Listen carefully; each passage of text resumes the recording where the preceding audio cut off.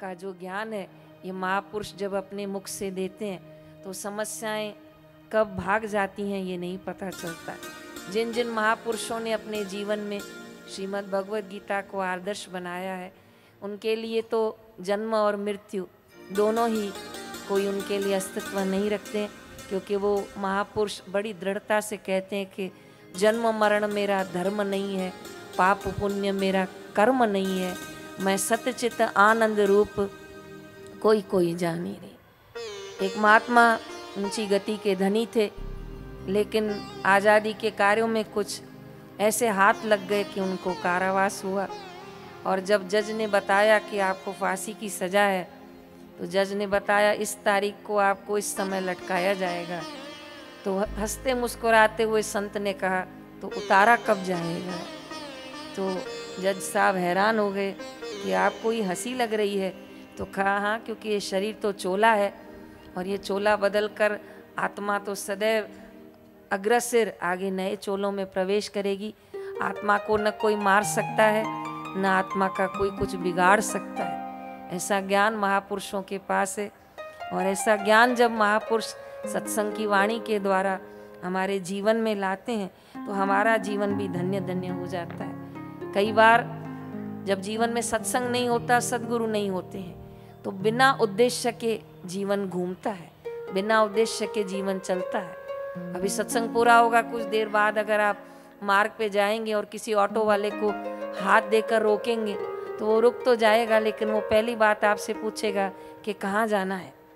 और उस समय यदि आपने सिर खुजाला कि कहाँ जाना है, तू कहाँ जा रहा है, तो ऑटो वाला कहेगा भाई मैं जहाँ भी जा रहा हूँ, तू ये बता के तुझे कहाँ जाना है। तो उस समय हमें निश्चय होना चाहिए कि हमें कहाँ जाना है।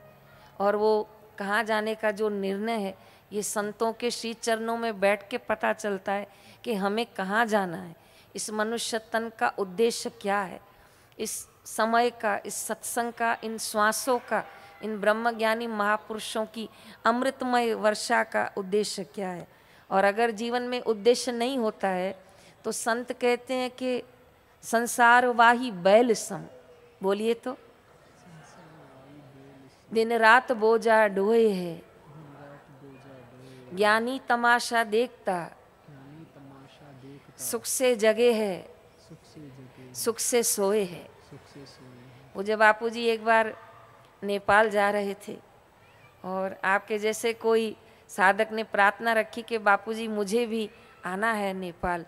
तो गुरुजी ने कहा भले बैठ जाओ, आ जाओ। तो जब गुरुजी विराजमान हुए फ्लाइट में तो वो साधक बापूजी के पीछे वाली कुर्सी पर बैठा कि जहाँ गुरुजन बैठे हैं मैं वहाँ कैसे बैठूं। तो पीछे वाली सीट पे बैठा तो बापूजी ने मुड़कर पूछा कि भूख लगी है। तो कहा हाँ बस अभी ये फ्लाइट वाले देंगे तो खा लूँगा। तो गुरुजी ने कहा ये जो देंगे वो खा लेगा। अरे देख तो सही उन्होंने बनाया कब है, वो पिरोस कब रहे हैं, पिरोसने वाले का क्या है। कहा गुरुजी अब मुझे भूख लगी है और हरिओम हरिओम जब करके मैं तो खा लूँगा। तो गुरुजी ने कहा अच्छा देख कुछ घर का लाया हो तो खा। फिर उसको कुछ घर का लाया था, कुछ लिया और कुछ खाया।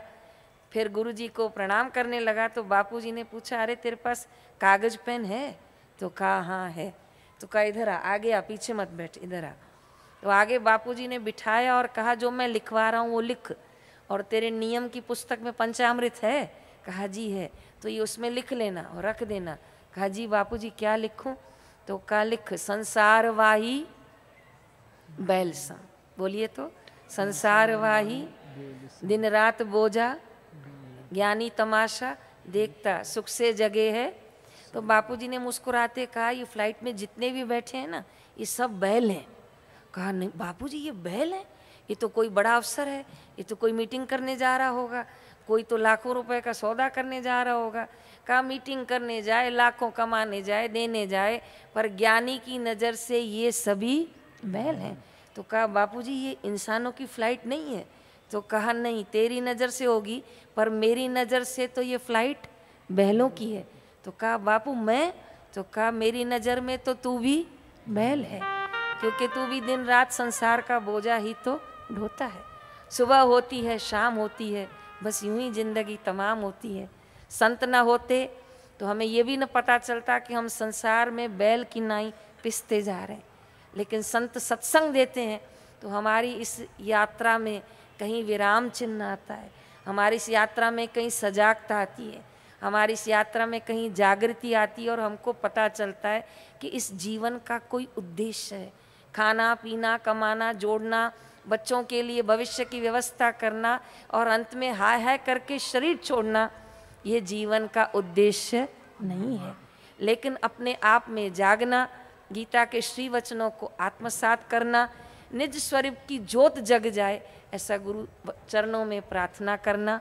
क्योंकि संत ही हैं जो जीवन में उद्देश्य देते हैं और उद्देश्य बिना का जीवन निष्फल हो जाता है। एक यात्री ट्रेन में यात्रा कर रहा था और उसने खिड़की से एक न्यूज़पेपर वाले को कहा, अरे ज़रा एक न्यूज़पेपर देना। तो न्यूज़पेपर वाले ने कहा, हिंदी में दूं कि इंग्लिश में दूं, छोटा दूं कि बड़ा दूं? उसने कहा कोई भी दे दे, अंग्रेजी दे चाहे मराठी दे, छोटा दे या बड़ा दे, पर पेपर दे। तो कहा साहब आपको जो भाषा पढ़नी हो मैं वो दूं ना, तो आपको पढ़ने में सहूलियत होगी। तो यात्री बोला मुझे पढ़ना नहीं है, मुझे रोटी लपेटनी है।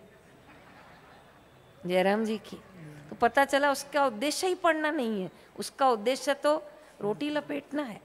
तो कई बार हम अपने जीवन में जांचें कि हम इतने वर्षों से चल रहे हैं, यहाँ चलते चलते यहाँ तक आए हैं, तो हमारे जीवन का उद्देश्य क्या है।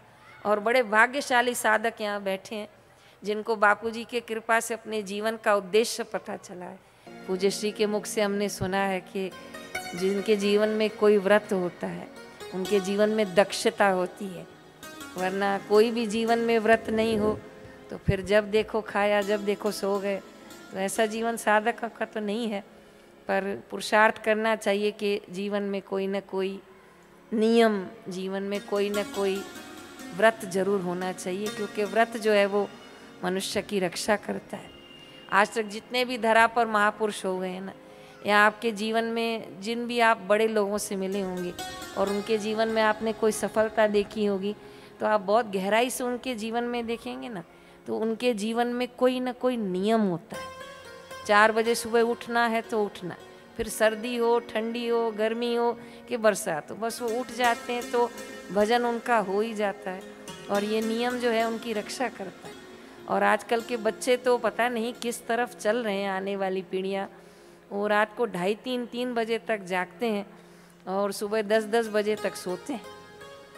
और फिर आखिर भविष्य में जब उनको कभी पता चलता है कि वो कभी पेपर में फेल हुए या उनको अच्छी नौकरी नहीं मिल रही है, वो सेट नहीं होते हैं, तो वो डिप्रेशन में चले जाते हैं। क्योंकि उनके जीवन में कोई व्रत नहीं है, उनके जीवन में कोई कमाई नहीं है, उनके जीवन में कोई गीता का ज्ञान नहीं है।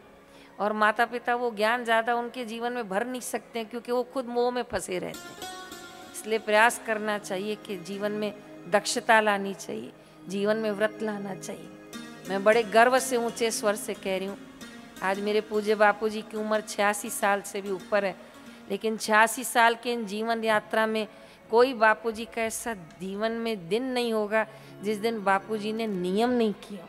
जो योग करना है, जो अभ्यास करना है, जो प्राणायाम करने हैं, जो संयम से भोजन करना है, जो सुबह की अपनी दिनचर्या है, तो इसीलिए महापुरुष चाहे विपरीत परिस्थितियों में भी, दुनिया की दृष्टि से देखा जाए तो बापूजी जोधपुर है, दुनिया की दृष्टि से देखा जाए तो बापूजी भीतर है, अंदर है। तो किसी ने बापूजी को कहा बापूजी बाहर आओ, बापूजी बाहर आओ, तो बापूजी ने मुस्कुराते हुए कहा तुम अंदर आओ, क्योंकि तुम बाहर भटक रहे हो। और आज तक जिनको भी ईश्वर मिला है उनको बाहर नहीं मिला है, उनको ईश्वर अंदर आने से मिला है। तो बहुत गहराई से आप देखेंगे ना, तो संतों को क्या अंदर और क्या बाहर, ये तो हमारे लिए ये अंदर है, ये बाहर है, ये अच्छा है, ये बुरा है, ये शत्रु है, ये मित्र है, ये लाभ है, ये हानि है। लेकिन श्रीमद् भगवत गीता कहती है कि वो दक्ष हैं, वो अच्युत हैं और वो कुटस्थ हैं, जो अपने ज्ञान में हर परिस्थिति में दृढ़ है। इसलिए भगवान श्री कृष्ण को कौरवों और पांडवों में से चुनना पड़ा तो चुना जरूर पांडवों को, लेकिन जब हाथ में जल उठाया कि भगवान आपने दोनों के बीच में समता रखी है तो ये मृतक बालक फिर से जीवित हो जाए, तो भगवान ने जल उठाने में तनिक भर देर न लगाई और कहा मैंने कौरवों पांडवों में समता रखी है तो मृतक बालक जीवित हो जाए। तो बालक जीवित हुआ, श्रीमद् भागवत का पात्र बना, जिनका नाम पड़ा राजा परीक्षित। तो ज्ञानियों को अपनी वाणी से, ज्ञानियों को अपनी समझ से, ज्ञानियों को अपनी दृष्टि से तोलना ये सबके बस की बात नहीं होती है। इसलिए गुरु नानक साहब के वचन गाए जाते हैं, ज्ञानी की गत ज्ञानी जाने। महापुरुषों का सूक्ष्म ज्ञान तो महापुरुष ही जाने। तो महापुरुषों ने जो मार्ग बताया वो कल्याण का मार्ग है। हमें उस मार्ग पर चल के अपना और अपने आने वाली पीढ़ियों का भविष्य उज्जवल करना चाहिए। वरना आजकल का जो जीवन तनावग्रस्त है उसमें लोग शारीरिक बीमारियों से ज़्यादा मानसिक रोगों से घिरे हुए हैं। तो इतना चित्त चंचल है। आप क्या हाल बच्चों का, आने वाली पीढ़ियों का देखिए। जो पूज्य बापू जी को जोधपुर बैठ के भी ऐसा पुरुषार्थ करना पड़ता है, जोधपुर बैठकर भी बापूजी के हृदय में पीड़ा होती है कि आने वाली पीढ़ियां कहीं खोखली न हो जाएं, आने वाली पीढ़ियां कहीं अपना संयम, अपना चरित्र उम्र से पहले न खो बैठे। क्या तो हमारे सिंध समाज के पूर्वज, क्या तो हमारे साईं लीला शाह, क्या तो हमारे संत शिरोमणि कंवर राम साहब, और क्या तो मैं संतों की माला गाऊं। मेरी जीवा छोटी, लेकिन देश छोड़ना पड़ा तो छोड़ दिया, लेकिन अपना धर्म न छोड़ा, अपना संयम न छोड़ा, और संतों ने दामन न छोड़ा। तो ऐसे महापुरुषों को पाकर हम धन्य धन्य हुए हैं।